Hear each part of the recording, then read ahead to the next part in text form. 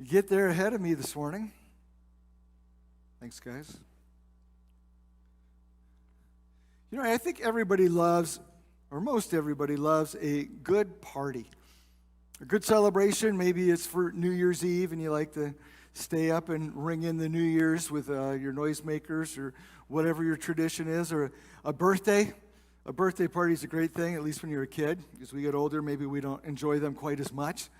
But we love a great birthday party. I can remember many of my kids' birthday parties, and every birthday party had a theme, and there was the spy theme one year, and there was Madeline, like the 12 little girls in 2 straight lines. And we did the little Madeline theme, and my favorite was the Hawaiian luau. We didn't play musical chairs. We played musical beach blankets, which watching kids run around to music and diving onto beach towels was great fun. But we love a good party. Wedding receptions. Some of my favorite parties that I've been to have been like wedding receptions for some of my family, like nieces and nephews, and just the joy that comes at one of those parties. And then we also throw parties for like football games. My guess right now is that there's a pretty big party going on down at the Eastern Market right now, getting ready for the Lions football game. And I say Notre Dame because my background lived in South Bend, Indiana for so many years, which was Notre Dame country.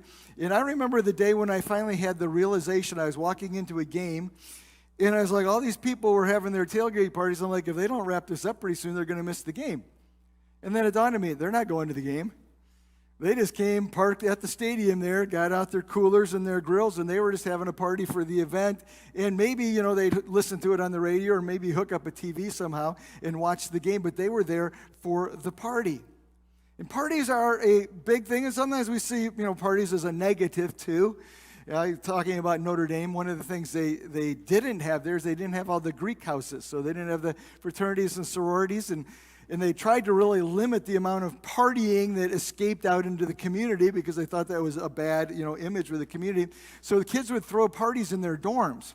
But they live in a little 15 by 15 room, and they would invite 60, 70 students to come to this party in their room. So they would actually empty out their room completely of all their furniture, desks, bunks, lofts, everything went out, and they would have 70 or 80 people in these dorm rooms.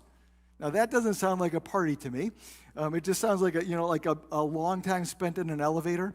That same kind of effect there. But normally we like a good party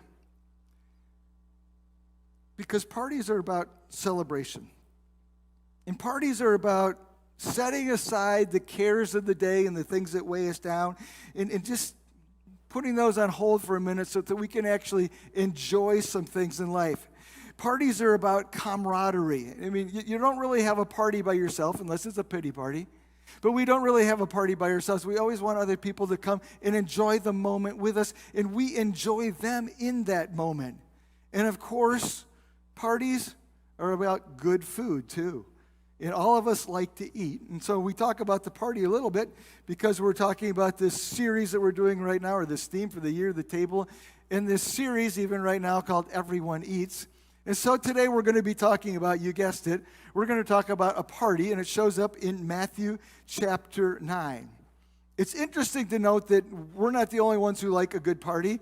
It seems like Jesus enjoyed a good party too. In fact, we see him oftentimes sitting and eating and enjoying just the disciples, and there's a little bit of that sense that, that was kind of a little bit of a traveling group that from time to time, it was a party atmosphere. We see him at Zacchaeus' house enjoying a party. We see him at the wedding of Cana enjoying a party. And Jesus was actually somebody who enjoyed a party too. And so we're going to see him at a party here this morning in Matthew chapter 9.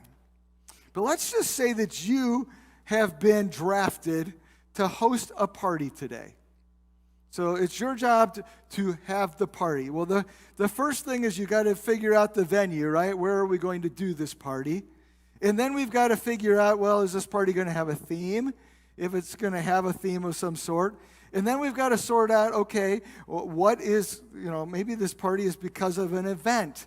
So maybe it's a football game or maybe it's a birthday. And so we're going to sort out what the event is. And then The most important thing, though, is we've got to sort out who's invited to the party.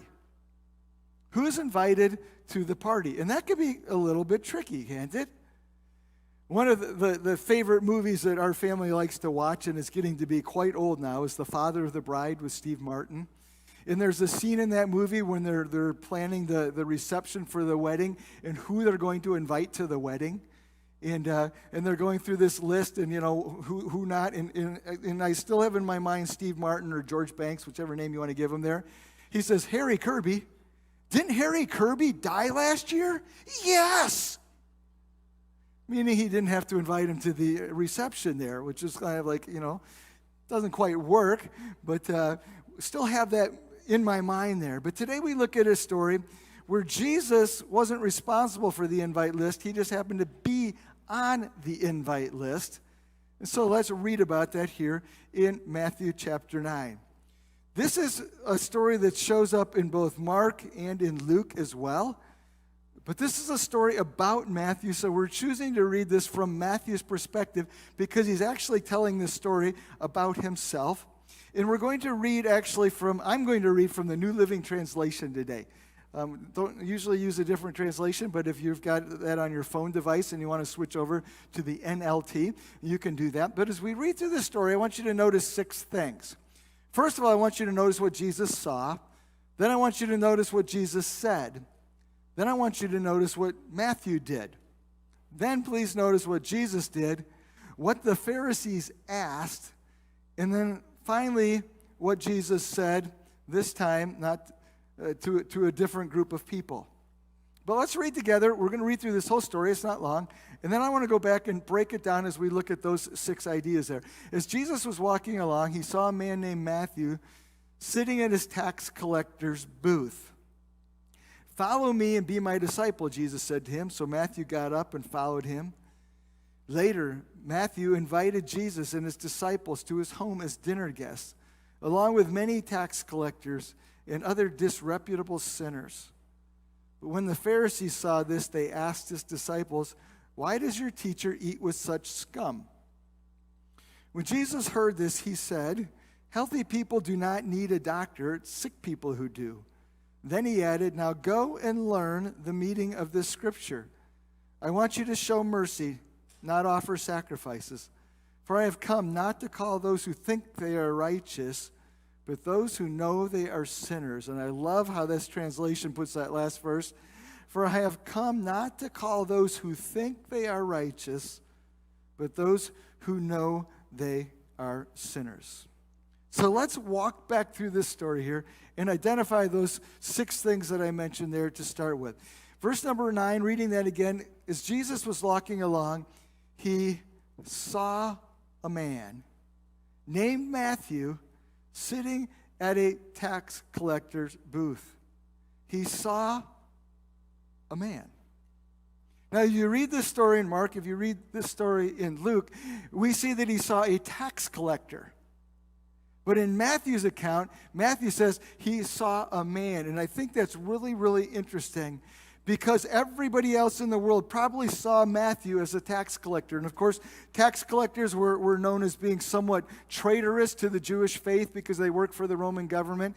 And tax collectors were known for being dishonest because you went and paid your taxes and then you paid a little bit more to the tax collector, whatever he could extort from you. And so they had a horrible situation. They were disliked in the society, and so they were just grouped into a group as tax collectors, and we added them to this group over here that we call sinners, and they were really looked down on in society.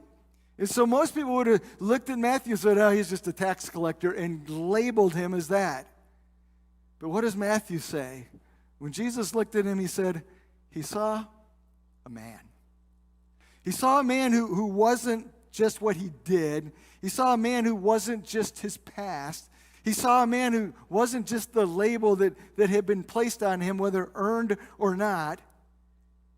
He saw a man who mattered. And Jesus looked past everything else to see a man, but he also saw a man with a name. And when we attach a name to somebody, that somebody becomes a person. And Matthew stopped being a face in the crowd, and he became a person. And we don't have any record that Jesus called him by name, but Jesus knew him by name. It wasn't that Jesus walked by Matthew sitting collecting taxes that day and thought, I wonder what that guy's name is. He would have walked by and said, oh, there's Matthew. In fact, he turns and he looks at this man, not a tax collector, with a name, not a face in the crowd. And he invites him to do something. But he sees a man with a name, but he sees a man who also has a need. And it's a challenge to us in our world too. We could take the first two things that we said here, and God sees you. He sees you with a name. And you could say he sees you with a need. But we could take this and apply this to ourselves because we are surrounded by people in our world who are people. They're not just their reputation, or they're not just the sum total of the things that they've done in the past. And they're not just the way that they act, and they're not just, however they happen to purport and to conduct themselves. They're people who have names. And you and I, we are surrounded by people who have names. Names, and God knows every one of them, but names that hopefully we know as well. But they're people who have needs too. Now, I think some people probably would have just dismissed Matthew here in this story. Like, why would Matthew want to be a Jesus follower? He's a tax collector. They're not really into the Jewish thing anyhow. And Jesus is like about religion and all this. And they would have said, he wouldn't be interested. I mean, he's kind of that kind of society. Why would he want Jesus? I mean, that's what and just dismissed him. Or might have even said, you know what? Why would Jesus want him? I mean, he's just kind of low life. In fact, the New Living Translation here used the word scum. But Jesus didn't see him as that. Jesus saw him as a person with a name who had a need. And every single person that we run into in our stories has a need. Now, some people are really good at disguising them, and some people are really good at, putting on the face in how they conduct themselves, and some people are really walk with self-assurance and sometimes even arrogance to try to give the impression that they got it all figured out. But underneath all of that, they have a need. And you know how we know that? Because if you and I are honest, we have needs. And we spend a lot of times trying to cover that up so people don't see how needy we are. But if we're completely honest, we have needs. We need friendship. We need affirmation. We need love. We need even physically different things. But it teaches us this.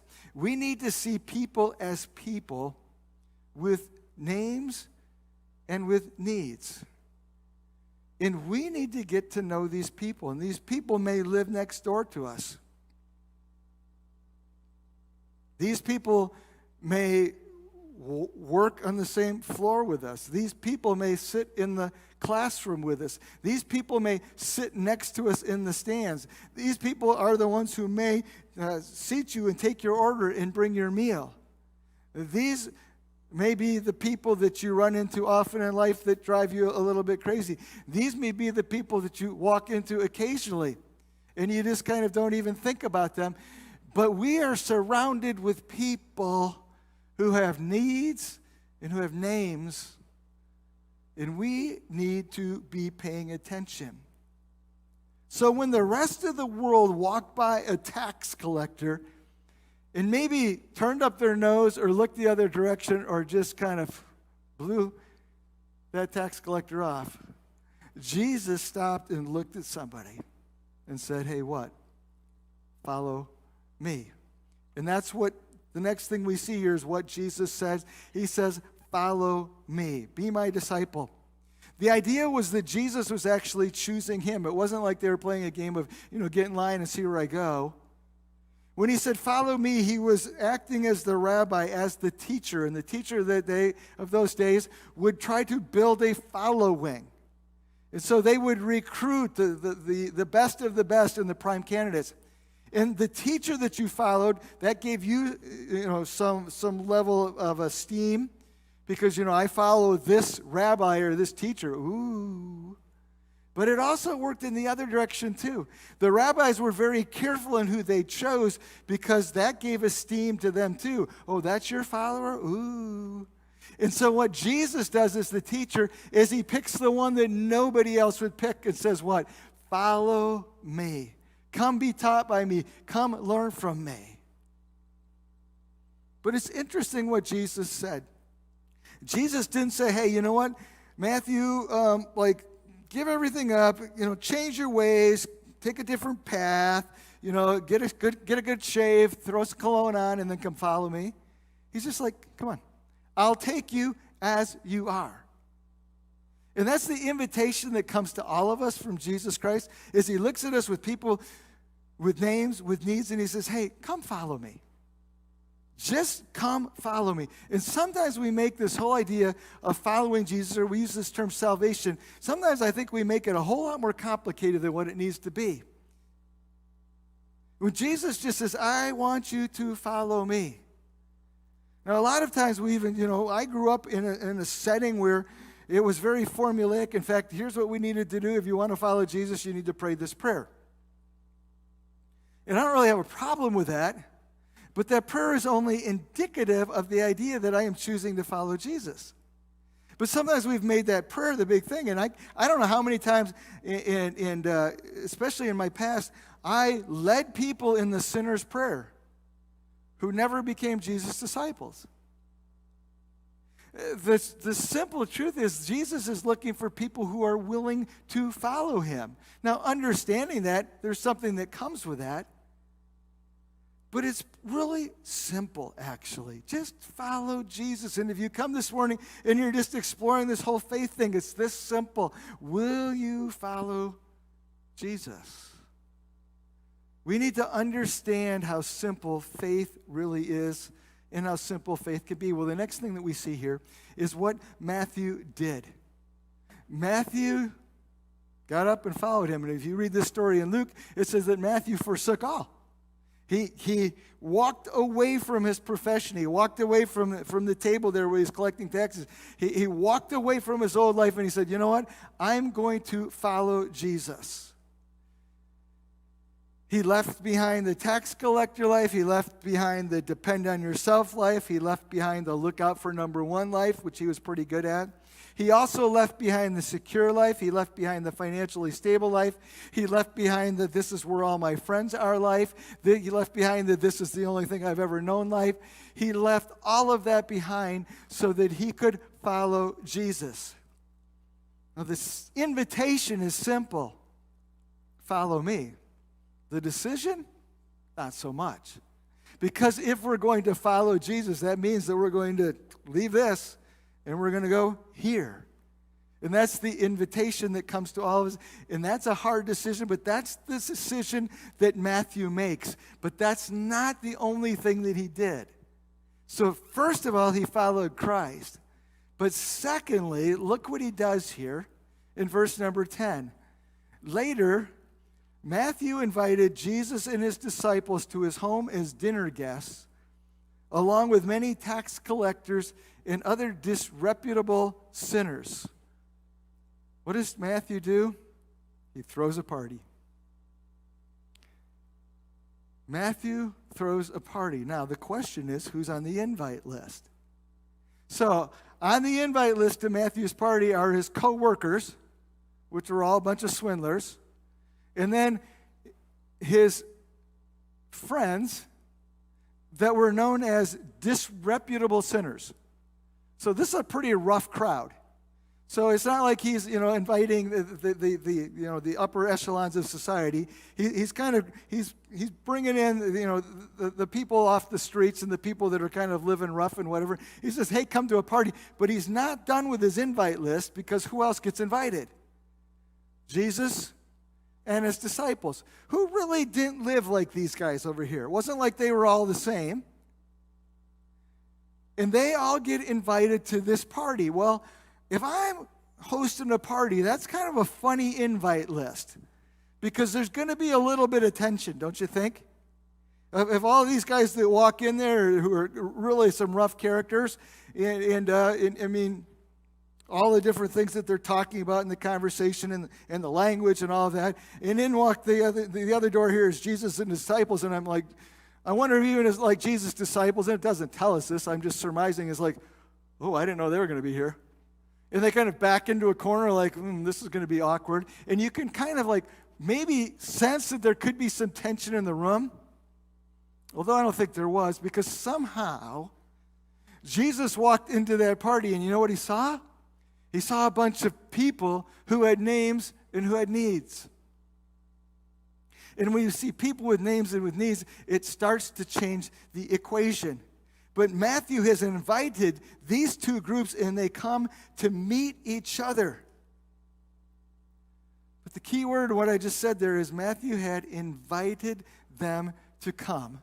And invited them to come to a party, which to me is actually pretty interesting. But he didn't do any more than just invite. I mean, maybe there were some decorations, I don't know, maybe he had to pick up the chicken on the way, I don't know. But there wasn't much to do, he was just trying to get them together. So what was going on here is Matthew was leveraging his connections.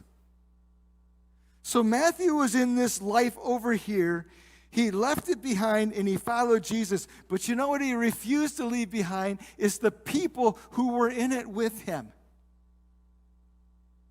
And he followed Jesus and he looked back and said, oh, wait a minute. They need to come too. And he went back after them, and his plan was this simple. Hey, come to a party, guys, because I want you to meet who I'm following now. And he leverages his connections from the past. Now, what happens to us? When we follow Jesus, it changes us. It changes what we live for. It changes our priorities. It changes our values. But it actually changes who we are. So the Holy Spirit comes and lives inside us, and we start to feel uncomfortable with people that we used to hang out in the past. Like, I'm not like that person anymore, and I start to feel uncomfortable. And you know what we do? Is we realize, like, those aren't really my people anymore. And we find new people over here. And it's understandable. And it's like the people that are sitting in this room here, and we feel a whole lot more comfortable because you know what? We believe the same things now, and we're pursuing the same things now. And little by little, we lose connection with those people. And I get it, but these are people with names, and these are people with needs, and you are the connection point between that person and Jesus. And I often would say this and would encourage this, when a person comes to Christ and you're like, don't lose track of your friends. Because those people are in your life, and Jesus wants to be in their life, so how do we connect them? And I would also say this too, it's going to happen when you come to church and you make your friends this way. I get it. I'm not saying you shouldn't do this, but I think we have to be intentional about staying connected to people who don't know Jesus. And that's hard. Now, maybe you get to work with people like that. I don't. I'm pretty sure everybody that I work with is a Jesus follower. I have my doubts about Mark because he's leaving us, okay? But no, I don't have my doubts. But we need to be intentional about those people. So here's a question for you. Who do you know that doesn't know? Who do you know that doesn't know Jesus? So first of all, you could be thinking in your mind, maybe it's my neighbor, maybe it's this person. Or we could say, asking that question, we can answer it a different ways, like, how could I find somebody to know who doesn't know Jesus? So I want to show you something that we do here with our kids at InterVarsity. That really answers this question here. And we just ask them to do what we call network mapping. And so on this chart here, we ask them to draw a circle and put their name in the circle, or put me in the circle, or I could put you in the circle, whatever like that. This is you. But then we ask them to do this, and I want to ask you to do the same thing here, as you're following along with me, is to think through who your spheres of influence are. So like over here, this is for a student, okay? Like, who do I have a lab with, all right? Or maybe this is like I'm in this, maybe I'm in the, there's a club there at OCC that also exists. It's called Ignite. And he's like, okay, like I'm in this student org here, right? I have this lab. Or maybe I'm going to take this class here. Or maybe there's somebody that you went to high school with that's also in school here. But where are your spheres of influence? And we're just talking about campus students here. And then what we do is we start to say, okay, who's in lab with you? Okay, Jeff's in lab with you. Okay, Marie's in lab with you. Okay, Scott's in lab with you. Or who's in class with you? Roger's in class with you. Or Mary's in class with you. And to start to identify these. And we do this as an exercise. And sit there with a piece of paper. And you know what's kind of crazy? Is how many names you can put on that piece of paper. Well, that's great for students, but that's also great for us too. Because, see, there's this party going on that we need to invite people to. And we have these, so maybe it's not the person who's in class with you, but maybe it's the person who lives next door. So maybe that person is, Eric. Or maybe that person is Lauren. Or maybe that person is Drew. Or, maybe it's not the person that's in lab, but maybe it's the person that I work with. Or maybe it's not the person in this club, but maybe it's this club that you go and join for the reason of meeting other people. For years, I played in a soccer league in South Bend, back when I still had knees that worked right. I like soccer, but I also played in this club because I wanted to meet people who didn't know Jesus. And so, did I have huge opportunities with that? No, but Doug came to church with me, and when Jason got married, he came and asked me and wanted me to do the service, and so I got to sit down and talk to him about faith. But we can actually create spaces and spheres of influence, and then so there is Jason, and there is Doug. But this is the idea here, is how do we create connections? And this is what we call, again, network mapping. We identify sphere, and we identify people, and then we pursue new spheres. And the point here is this. We need to be conscious of those people who need an invite. Even better, we need to be connected to those people who need an invite, and we are, in most cases, and if we're not, we can be. So let's go back to the story. Let's see what Jesus did next. He's been invited to a party with pretty sketchy people. What did he do? He went. Some people were like, well, there were people there in the story like, oh, you just went and hung out with those people? Yeah, he did. Did they corrupt him? No, they didn't. But that was the fear, right? Or did they define him? Actually, no, they didn't. But he capitalized on the opportunity. I think he also capitalized in this setting. It's not all that intimidating to go to a party. It might be intimidating to go to the synagogue, or it might be intimidating to go to the church. But you can go to the party. And maybe that's not as intimidating, because you know what? They're just sitting around the table, and they're just sitting telling stories, and they're sitting eating, and there's just camaraderie that's built, and it's like, oh, you know what? You're kind of like us. And so there's an encouragement to us in this idea of just in the party that it's a great setting. And we don't see any indication here that Jesus was even uncomfortable, but what we do know is that Jesus was about redeeming stories. And so when Jesus went to that party, I'm sure part of the reason to go to that party was to rub shoulders with people whose stories needed to be redeemed. And so we need to intentionally pursue relationships with those who are outsiders, with those who are not seated at the table, as we've called it. And as I mentioned before, this wasn't the only time. In fact, we see this often in Jesus' life, is that he was intentional about rubbing shoulders with the world around him. And I share this because this is one of the things that we need to be about as a church. We need to be concerned about our neighbors. We need to be concerned about the people that we work with. And we need to be concerned about teachers at the local school that we support. And we need to be concerned about the waiters and waitresses that might wait on us at restaurants. And we need to be concerned about the people that are in the club with us. Because they're people with needs and people with names. But we don't have to make it harder than what it is. We just have to give them an invite. And we can invite them to a church service. That'd be great. And maybe that's like, oh, they wouldn't want to do that. Okay, then invite them to like something like a cafe night, or invite them to like a fall festival that's maybe a little bit more like just a party. Or maybe you could do this. You can even just throw a party yourself and invite the neighbors to come to your house. These are the different, or, invite the coworkers to sit around the table at lunch. It's pretty simple. It's intimidating, I get that, but it's pretty simple. When we get towards the end of the story here, and we see what the Pharisees asked. And they asked, why does your teacher eat with such scum?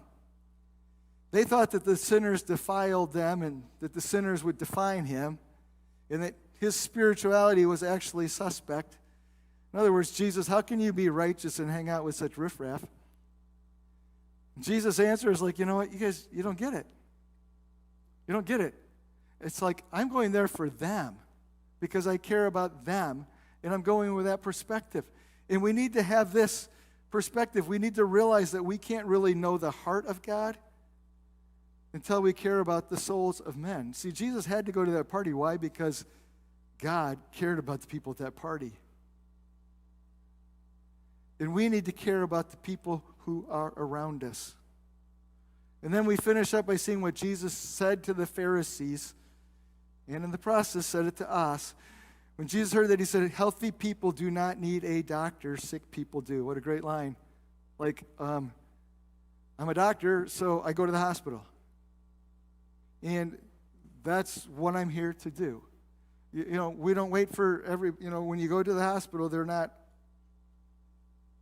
looking for healthy people. My mother-in-law just had her knee replaced Thursday.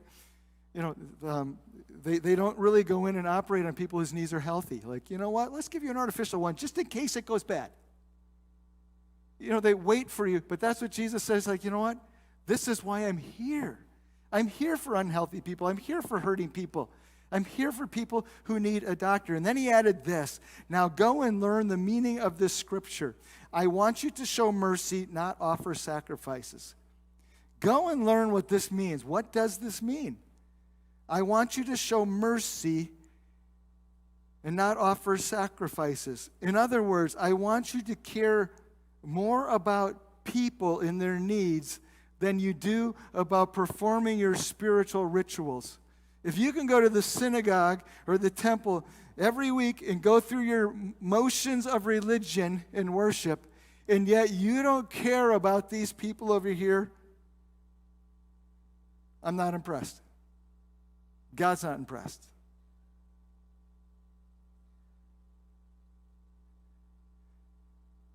The point is that we need to care about people. So we wrap up this story here. Matthew got an invitation. Follow me. Matthew's life was changed. He left his old life, he pursued a new one, and maybe that's where you are this morning. Jesus is inviting you to follow him. It's just that simple. And maybe you need to take that step. But then, Matthew was not okay with his friends who didn't know about Jesus, so he went back and said, hey, come to my party. Or in other words, hey, why don't you follow him too? We have a party every Sunday morning. You can invite people to that. Mention other parties that we have coming up. You can invite people to that. You can create your own. Whatever. The idea, though, is that we invite people. So the question, I asked it before, but let me ask it again. Who do you know? Because every person that you know should be on the invite list. And you may have to build a relationship. You may have to build some friendship, and it may take time. Sometimes it takes years, but still you make that investment. so that you can make an invitation. We need to get the word out. The word is what? Everyone eats. Everybody's invited to Jesus' table. That's the ultimate party, isn't it? The ultimate party is that we come and we sit with him. But Jesus, we talked about this last week, gives us the responsibility of making the invite. But we need to invite everybody. We need to get the word out that everyone eats. Let's pray. God, I thank you for the invitation that I got to follow you. I'm thankful for the grace that you gave me to say yes to that invitation. There are people sitting in this room, and many of them have accepted that invitation to follow you, but maybe there are those who aren't. So I ask that question to you sitting here this morning. Are you a Jesus follower? Have you made the decision to follow you, to say, Jesus, I believe you are the Son of God. I believe you came, died for my sin. I believe that you rose again. I want to follow you. If you ever made that decision and that commitment to Christ, you can make that this morning. Maybe you've made that decision then. The question is, who else do you know that also needs to follow? Maybe you need to sit down and do a little network mapping to look at something and say, okay, let's see who I know here. Or maybe let's expand who I know. It's not to put a lot of pressure on you, because they're not following you. It's just to give them an invite. That's it. You don't have to do any more than that. Just a simple invite. But what commitment, what decision do you need to make in that regard this morning? God, we've come and we've worshiped you today. We've worshiped you in your greatness. But we've also worshiped you in the fact that you're personal, that you care about us, that you see us as people with names and with needs.